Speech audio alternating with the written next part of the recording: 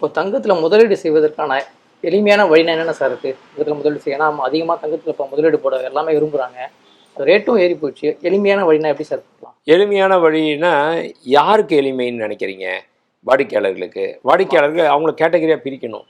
ஒன்று இந்த electronics கேஜெட்லாம் use பண்ண தெரிஞ்சவங்க அப்படின்னா அவங்களுக்கு நம்ம சொல்லணுன்ற அவசியமே இல்லை. அவங்களுக்கே ஆல்ரெடி தெரியும். மொபைல் ஆப்பு அந்த ஆப்பு போட்டு டக்குன்னு தட்டுவான், இடிஎஃப்பில் போடுவான், ஷேர் மார்க்கெட்டில் போடுவான், இந்த மாதிரி கமாடிட்டியில் போட்டு வாங்கிடுவான், எஸ்ஐபி போடுவான், வாங்குவான். அவனுக்கு நம்ம எஜுகேட் பண்ணணுன்ற அவசியம் இல்லை. அவனுக்கு தெரியும். ஏன்னா இன்றைக்கி சோசியல் மீடியா அந்தளவுக்கு வந்துருச்சு. எல்லாமே படித்த பசங்க இருக்காங்க.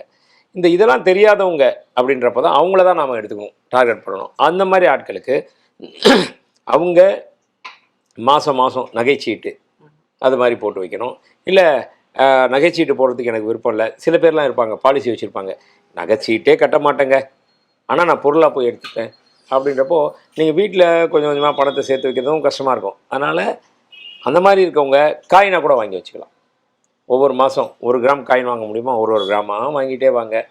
அது சேர்த்துட்டே இருக்கட்டும். அதில் ஒரு டை சார்ஜ் போனால் கூட பரவாயில்ல, ஜிஎஸ்டி போனால் கூட பரவாயில்ல. ஏன் பரவாயில்லன்னு சொன்னோன்னா ரேட்டு அந்தளவுக்கு வித்தியாசம் வந்துடும். அதனால் நீங்கள் பணமாக வச்சுருந்தீங்கன்னா அதுக்குள்ளே ரேட்டு அந்த வித்தியாசம். இப்போ நீங்கள் இன்றைக்கி 10,000 சம்பாதிக்கிறீங்க, இப்போ சேமிக்கிறீங்க. 10,000 வீட்லேயே வச்சுருந்தீங்கன்னா 10,000 வட்டி போடாது.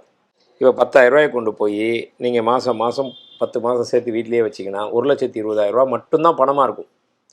அதே நீங்கள் நகைச்சீட்டு கூட போட வேணாம், காயின் வாங்குறீங்கன்னா இன்றைக்கி வருவீங்க 10,000 காயின் வாங்குவீங்க, அதுக்கு 3% ஜிஎஸ்டின்னு வச்சுக்கோங்க. ஒரு எக்ஸாம்பிள் 10,300 கொடுத்து வாங்கி போடுவீங்க, பரவாயில்ல. இப்போ நகைச்சீட்டு போட்டால் அதுக்கு ஜிஎஸ்டி கிடையாது சார்? அதுக்கும் ஜிஎஸ்டி உண்டு. அதுக்கு ஜிஎஸ்டி உண்டு. நகைச்சீட்டில் என்ன பெனிஃபிட்னா அதில் இந்த சேதாரம், செய்கூலி சேதாரம் கிடையாது.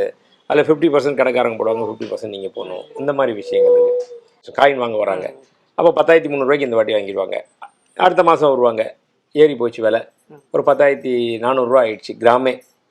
அப்போது ஒரு 300 ஜிஎஸ்டி, டை சார்ஜ் ஒரு 200, 500, 10,900 வாங்குவாங்க, வச்சுருப்பாங்க.